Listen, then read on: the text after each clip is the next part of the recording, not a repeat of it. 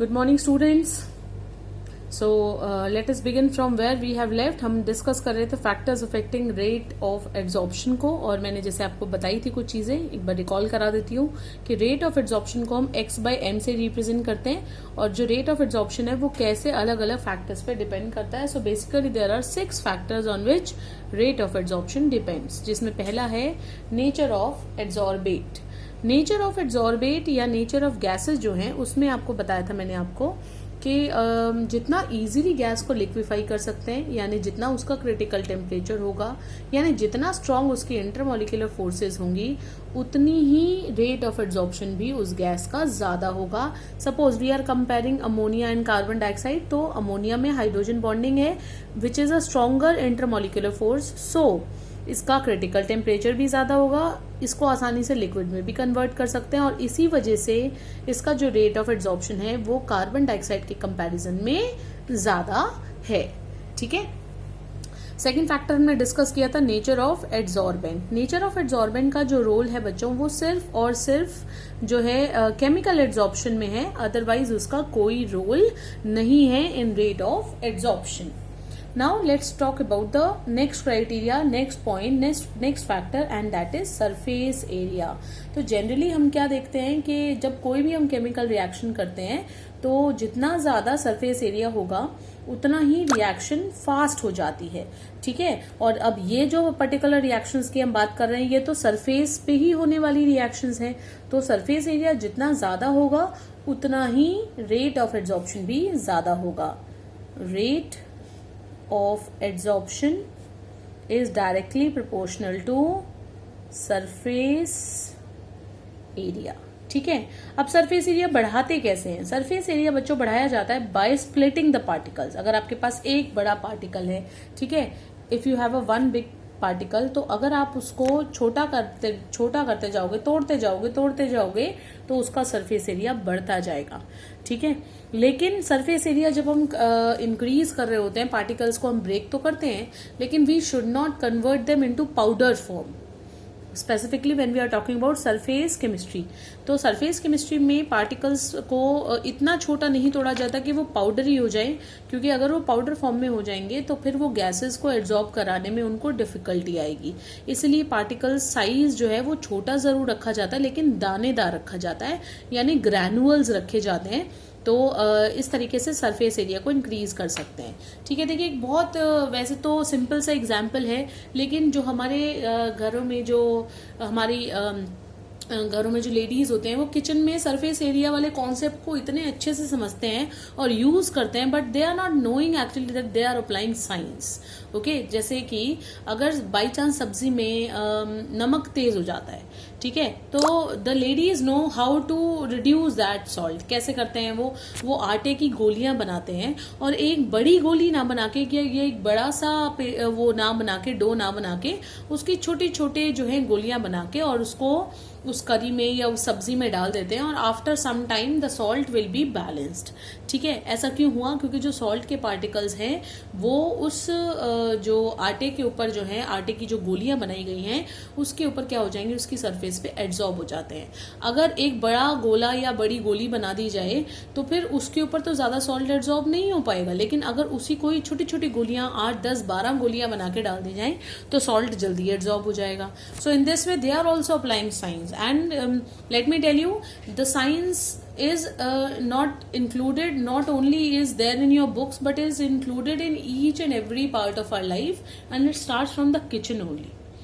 Okay, चलिए आगे बात करते हैं.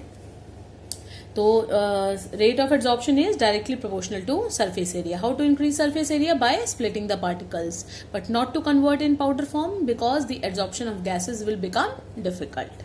ठीक है.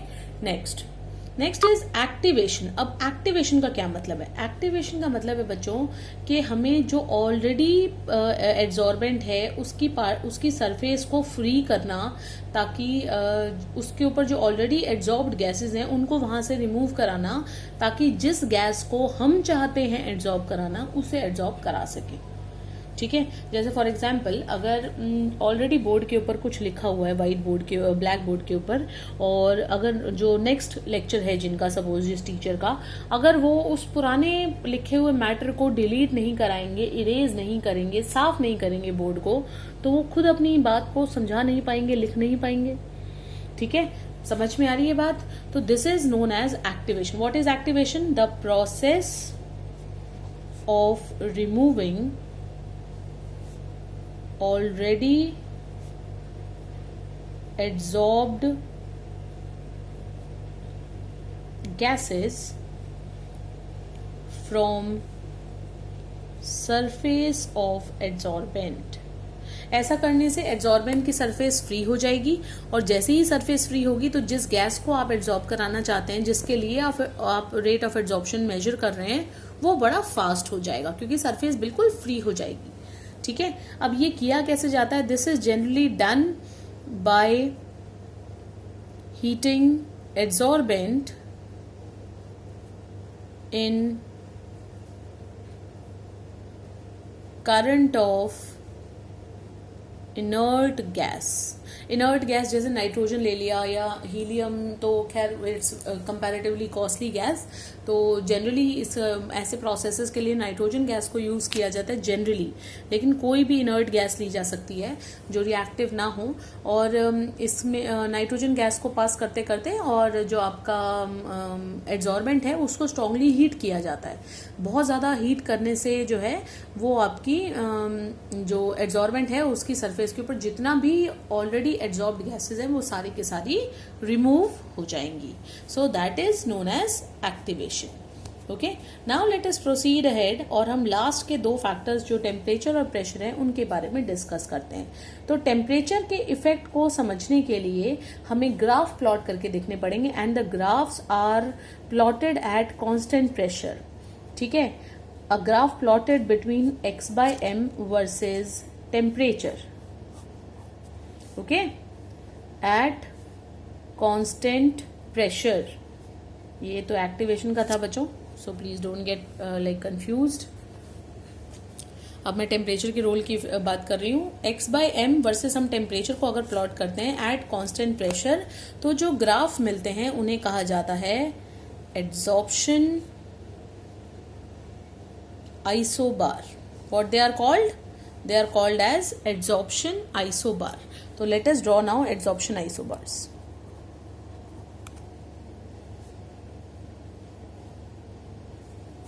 एड्सॉर्प्शन आइसोबार्स जो हैं दो ग्राफ्स बना रही हूं मैं।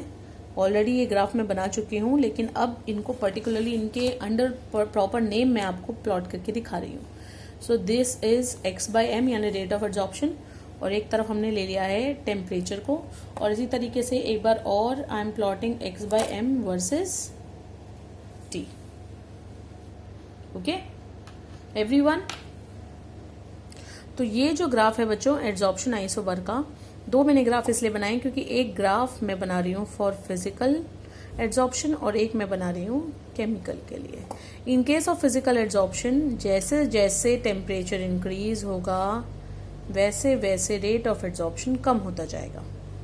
ठीक है, whereas in case of chemical adsorption first with the increase in temperature x/m increases, यानी rate of adsorption बढ़ता है, and after reaching a certain point it starts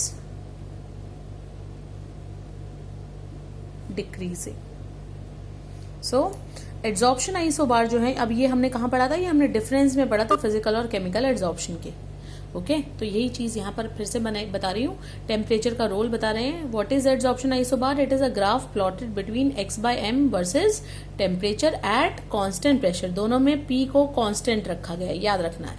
ठीक है, pressure is kept constant, temperature को change कर रहे हैं और रेट ऑफ एड्सॉर्प्शन के ऊपर इफेक्ट देख रहे हैं। तो फिजिकल एड्सॉर्प्शन जो है वो लगातार कम होता जा रहा है। ऐसा क्यों है? ऐसा इसीलिए है, इसको एक्सप्लेन किया जा सकता है। कैसे एक्सप्लेन करते हैं? वी नो दैट एड्सॉर्बेट जब एड्सॉर्बेंट के साथ मिलता है तो क्या होता है? तो होता है एड्सॉर्प्शन। लेकिन इसी एड्सॉर्प्शन के साथ साथ ये हम इसको रिमूव भी करा सकते हैं। ठीक है ना, तो इसलिए मैंने इक्विलिब्रियम का साइन बनाया है। और ये भी मैंने आपको बताया था कि जब भी एड्सॉर्प्शन का प्रोसेस होता है तो हीट प्रोड्यूस होती है। right everyone? Now suppose this is an equilibrium which is already presented here. अब इस equilibrium के ऊपर जरा हम अपना ली शैटेलियर प्रिंसिपल, कौन सा प्रिंसिपल, ली शैटेलियर प्रिंसिपल अप्लाई करते हैं. ली शैटेलियर प्रिंसिपल के अकॉर्डिंगली अगर हम टेम्परेचर को इंक्रीज करेंगे तो इक्विलिब्रियम उस डायरेक्शन में जाएगा जहां पर टेम्परेचर को कम किया जा सके. अगर राइट साइड में जाते हैं तो हीट है वहां पे, तो ऑलरेडी टेम्परेचर और बढ़ जाएगा. ठीक है, तो कहां जाना पड़ेगा, बैक साइड में जाना पड़ेगा, यानी एड्सॉर्बेंट और एड्सॉर्बेट एक दूसरे से अलग हो जाएंगे, या दूसरे शब्दों में कहें तो जो रेट ऑफ एड्सॉर्प्शन है वो कम हो जाएगा. तो यही हो रहा है यहाँ पर, जैसे जैसे टेम्परेचर बढ़ता जाएगा रेट ऑफ एड्सॉर्प्शन कम होता जाएगा. तो इसको आप यही इसी तरीके से एक्सप्लेन करेंगे कि this an equilibrium exist between adsorbate, adsorbent and adsorption. ये रिप्रेजेंट करने के बाद when we apply Le Chatelier principle, according to the Le Chatelier principle, if the temperature is increased at equilibrium, the equilibrium will shift in the direction to decrease the effect. ठीक है, so it will shift in the backward direction, backward direction में चला जाएगा. और इसका मतलब फिर यही हो गया, it means rate of adsorption decreases with increase in temperature. समझ में आ गया? Very good. आगे अब सुनिए केमिकल एड्सॉर्प्शन की बात. केमिकल एड्सॉर्प्शन में ये पहले बढ़ने का क्या कारण है, ये क्या रीजन, इसका क्या रीजन है इंक्रीज का. तो इसके इंक्रीज का रीजन भी बच्चों कहीं ना कहीं आप लोगों ने पढ़ा हुआ है. जैसे ही मैं नाम लूंगी एकदम से आपको क्लिक करेगा. And now I am going to tell you the name. This is because of activation energy. याद आया कुछ? हाँ जी, केमिकल काइनेटिक्स में पढ़ा था आप लोगों ने. जब भी कोई केमिकल रिएक्शन कराना है, कोई भी केमिकल प्रोसेस कराना है, तो उसको कराने के लिए क्या देना पड़ता है, मिनिमम अमाउंट ऑफ एनर्जी बाहर से देनी पड़ती है. और उसी मिनिमम अमाउंट ऑफ एनर्जी जो बाहर से सप्लाई करके रिएक्टेंट को प्रोडक्ट में कन्वर्ट कराती है उसको बोलते हैं एक्टिवेशन एनर्जी. तो जब हम टेम्परेचर बढ़ाना शुरू करेंगे तो एक तरीके से हम क्या दे रहे हैं, एक्टिवेशन एनर्जी सप्लाई कर रहे हैं. जैसे जैसे एक्टिवेशन एनर्जी देते जाओगे रेट ऑफ एड्सॉर्प्शन, कौन से वाला, केमिकल वाला, वो बढ़ता जाएगा क्योंकि प्रोडक्ट बनता जाएगा.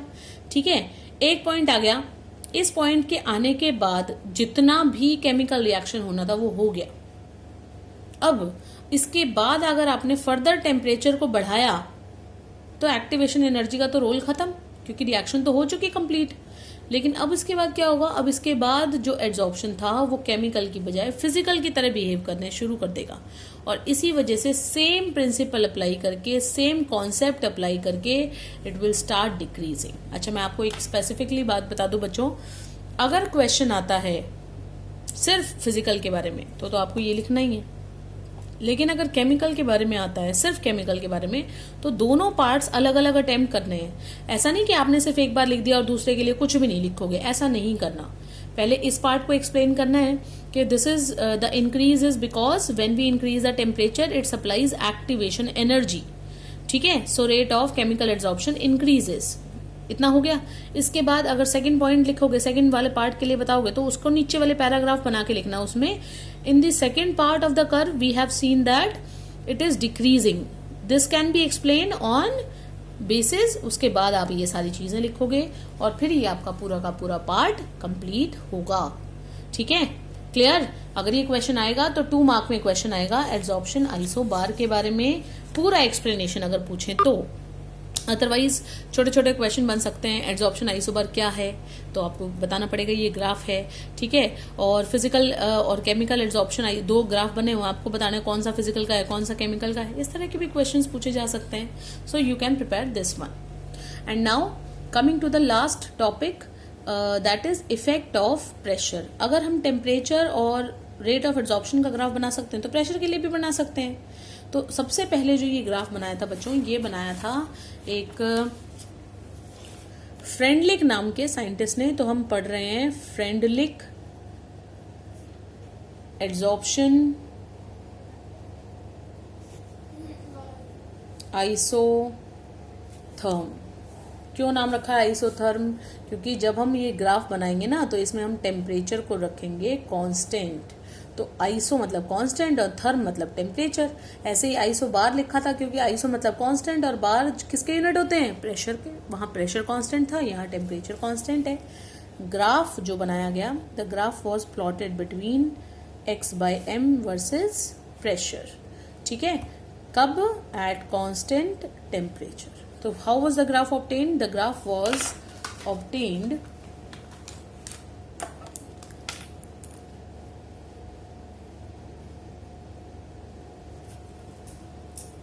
This way. इस तरह का ग्राफ जो है वो ऑब्टेन किया गया। ठीक है, इसका देखिए, इस पूरे जो ग्राफ को जो है हम 3 पोर्शंस में स्टडी करेंगे। एक लो प्रेशर रीजन, जब प्रेशर बहुत कम था। एक आपका मॉडरेट प्रेशर, बहुत ज़्यादा हाई नहीं है। और ये जो पूरा का पूरा रीजन है आपका, ये सारा का सारा रीजन है हाई प्रेशर का रीजन। तो we have 3 different reasons in this curve. This particular portion lies in low, this up to like ये जो पूरा का पूरा पोर्शन है आपका, ये किस में आ जाएगा? मॉडरेट में। और यहाँ पर जो ये वाला आप सारा आगे का पोर्शन देख रहे हो बच्चों, ये आपका हाई प्रेशर के रीजन में जाएगा। तो फ्रेंडलिक ने एड्सॉर्प्शन आइसोथर्म को एक्सप्लेन किया। Let us now try to explain.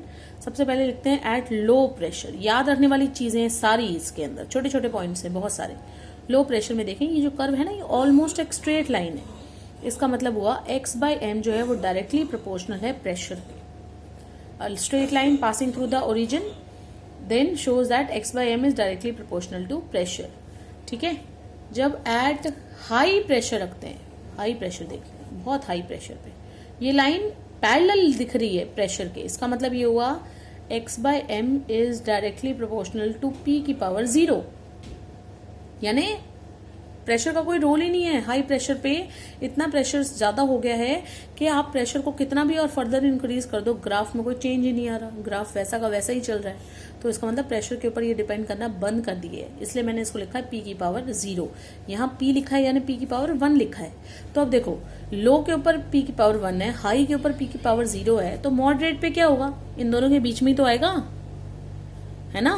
Eight moderate pressure x/m must be directly proportional to p की पावर between 1 and 0, 1 से कम, 0 से ज्यादा।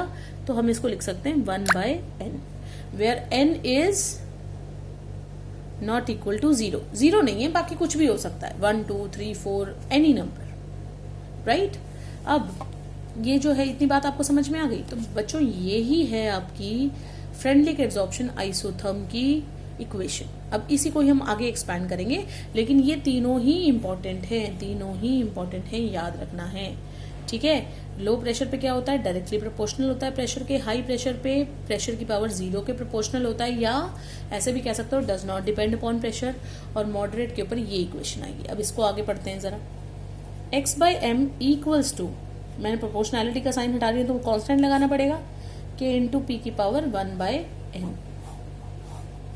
ठीक है, now taking log on both side, सीधे मैंने लॉग विद बेस 10 लिया है, तो ये बन गया लॉग ऑफ x/m। मैंने आपको बोला x/m एक ही क्वांटिटी है तो उसको अलग नहीं कर रही हूं। Log of k plus 1/n बाहर आ गया है, लॉग ऑफ p। तो ये आपकी एक और नई इक्वेशन बन गई है, किसकी? फ्रेंडलिक एड्सॉर्प्शन आइसोथर्म की। और हम इसके अकॉर्डिंगली एक और ग्राफ बना सकते हैं। कैसे बनेगा वो ग्राफ?